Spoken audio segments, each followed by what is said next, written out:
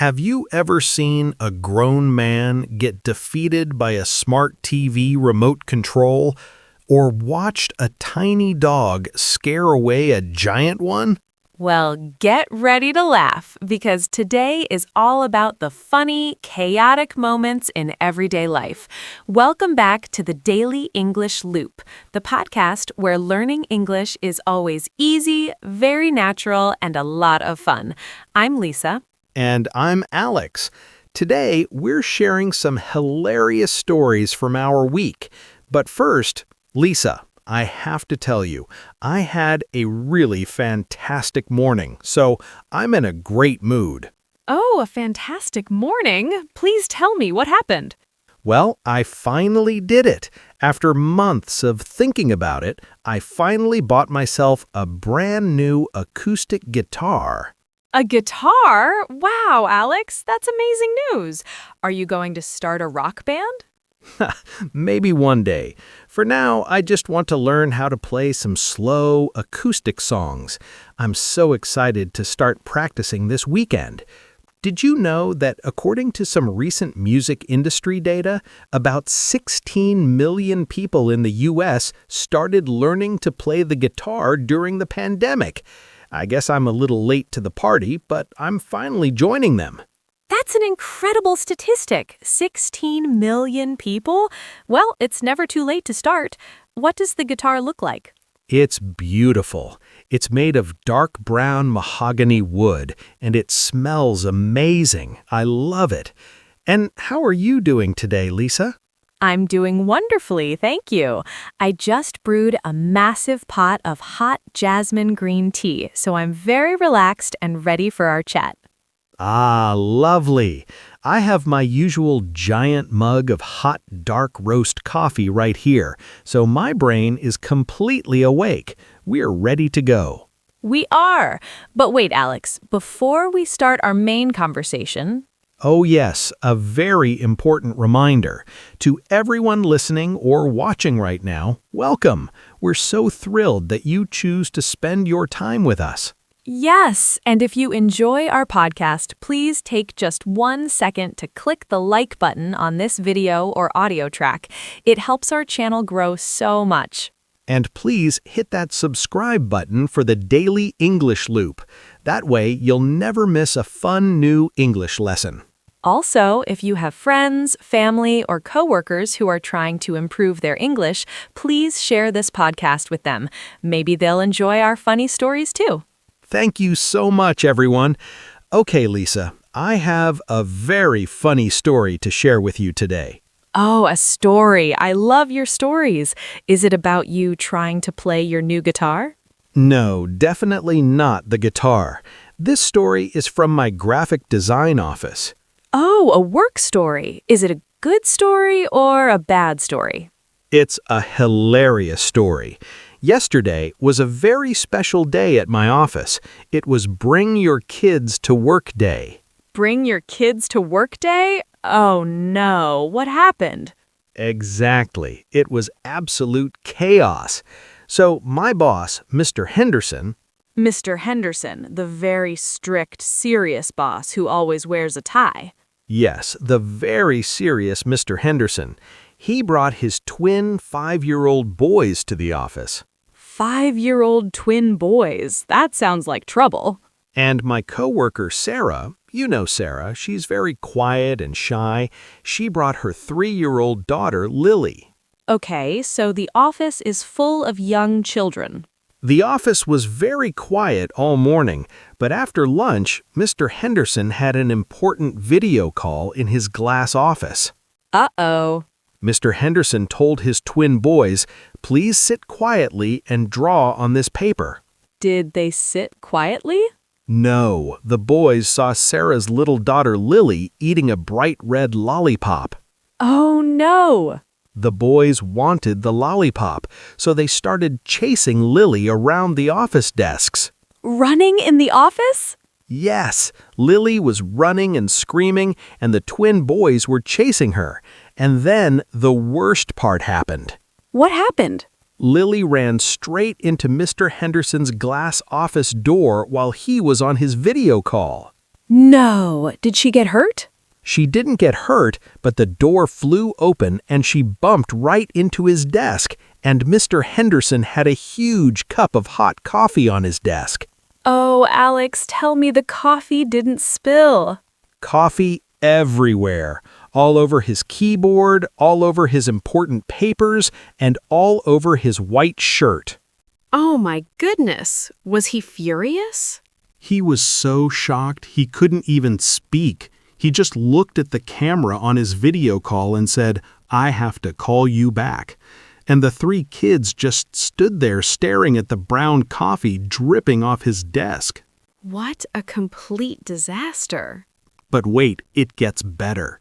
My other coworker, Tom, Funny Tom from the marketing department, he tried to help. What did Tom do?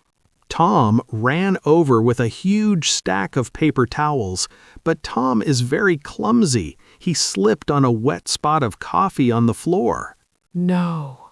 Yes, Tom went flying through the air, and the paper towels went everywhere like snow. So yesterday, my office had screaming children, flying paper towels, and a boss covered in coffee. That's the funniest office story I've ever heard. It sounds like a comedy movie. I don't think they'll have Bring Your Kids to Work Day ever again. I guarantee they won't. My office is usually very boring, so it was a nice change. That's incredible. What about you, Lisa? How was your week? You don't work in an office. You're a university student. Yes, my week has been very good. I'm taking a lot of difficult classes, but I also started a new hobby this week. Oh, a new hobby. What is it? I joined a local pottery class. A pottery class. Wow, Lisa, that's fantastic. Making bowls and cups out of clay? It is fantastic, but Alex, I have to confess something. I'm terrible at it. No, you aren't. It just takes practice. I am. Listen to what happened last night. We were learning how to use the spinning pottery wheel. The wheel that goes around very fast? Yes, the teacher, a very calm woman named Rosa, gave me a big, heavy lump of wet gray clay. Okay, you put it on the wheel. Yes, I put the clay on the wheel, and Rosa said, "Okay, Lisa, push the pedal with your foot to make the wheel spin slowly." Slowly. That's the key word. Exactly. But I pushed the pedal way too hard. Oh no. The wheel started spinning incredibly fast, like a race car. What happened to the clay? Because it was spinning so fast and my hands were wet, the clay completely slipped out of my hands. Slipped? Yes, the giant lump of wet clay launched off the wheel, flew through the air, and hit the wall. It hit the wall? Yes, there was a massive wet gray splat of clay stuck to the white wall of the studio. Oh my goodness, Lisa. Did everyone see it? The entire class stopped what they were doing and stared at the wall. I was so embarrassed. My face turned bright red like a tomato. A tomato making pottery. What did the teacher say? Rosa just looked at the wall, looked at me, and started laughing out loud. Oh, that's a relief. She said, "Well, that's one way to decorate the studio." That's so funny, Lisa. Flying clay. So yes, I'm a very bad pottery student, but the class is definitely entertaining. Interestingly, my teacher, Rosa, was telling me that pottery is actually seeing a huge revival. She said that according to industry reports, the ceramics market is projected to reach over $140 billion globally by 2030. $140 billion? Wow! People must really love making a mess with clay. Speaking of learning new things, I have a story about my dad. Oh, your family. How is your family doing, Alex? They're doing great, thank you for asking. I visited them last Sunday for dinner. My dad is doing well, but he's having a very funny struggle right now. A struggle? Why? He finally bought a smart TV for the living room. Ah, a smart TV. That can be very complicated for older parents. Yes, for my dad, the new remote control is a complete mystery. Oh no, too many buttons? Way too many buttons. He just wants to watch the news, but he keeps pushing the wrong things. What happens? On Sunday, I was sitting on the sofa and he said, "Watch this, Alex. I'm going to turn on the news." He pushed a button and suddenly the TV started blasting heavy metal music. Heavy metal music? From the news channel? No, he accidentally opened a music streaming app. He was so confused. He shouted, "Why is the news so loud and angry today?" Your poor dad. And the voice command feature? Oh, Lisa, the voice command feature is the funniest part. The button where you talk to the remote? Yes, he holds the remote control right up to his mouth like a microphone and shouts at it. What does he say? He shouts, "Show me the weather!" But the TV doesn't understand his accent, so instead of the weather, the TV opened a documentary about penguins. Penguins? Yes, my dad just stared at the screen and said, "Well, I guess it's going to be very cold today." He's so funny. I tried to show him how to use it gently, but he just gets frustrated and says the old TV was much better. It really is. I love my dad. He always makes me laugh. Families provide the best comedy. What about your friends, Alex? Do you have any funny friend stories? Actually, I do. This story is about my best friend from college, Mark. Mark, the guy who's always trying new sports? Yes, the very athletic Mark. Well, Mark decided he wanted to get a dog. Oh, a new puppy. That's exciting. Yes, but Mark is a very big, tall, muscular guy. You'd expect him to get a large dog, like a German Shepherd or a Husky. Right, a big dog for a big guy. But last week, he invited me over to meet his new rescue dog.